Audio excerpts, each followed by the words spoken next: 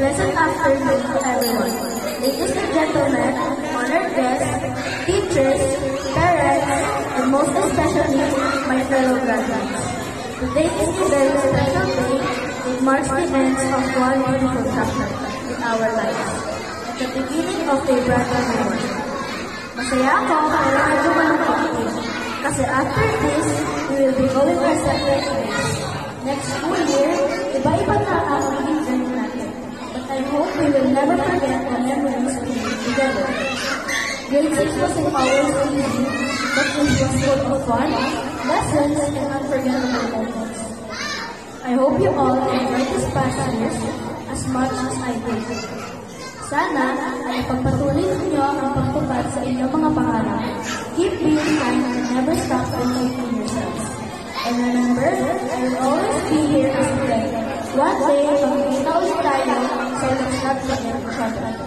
To our dear teachers, principal, and school staff, thank you so much. Thank you for your patience, hard work, and dedication. Hindi po namin palarating ang tagumpay na ito kung wala kayo. Thank you for guiding us, listening to us, and helping us grow. You didn't just teach us lessons from books, you helped shape our character. Your efforts have made a big difference in our lives, and we will always be grateful. To my family school of Antipolo family, thank you for being part of my journey for the past 6 years. Thank you for the memories, the lessons, and the friendship. Mahal na mahal ko kayo, and I will always carry the proudest pride wherever I go. To my parents, thank you for your love and the support. Thank you for believing in me and making sacrifices to my future dreams. Kahit pagod na kayo, hindi niyo ako pinapabayaan. I promise to work hard and do my best to make you proud. I love you both so much. And to you, Daddy, maraming salamat po sa lahat ng sakripisyo mo.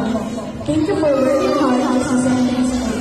Kahit may mga pinagdadaanan tayo sa bawat kuya, pagod at ang araw na pinagpus mo. I will give back with medals and success in my studies. Stay strong, Daddy. Let's continue to pray for Mommy's healing.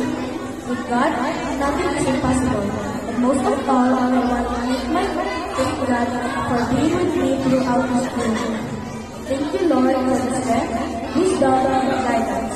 Please continue to bless us as we take this next step in our lives.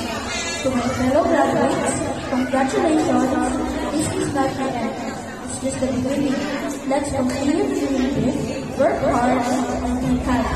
The future is waiting for us, so let's make it better. Thank you.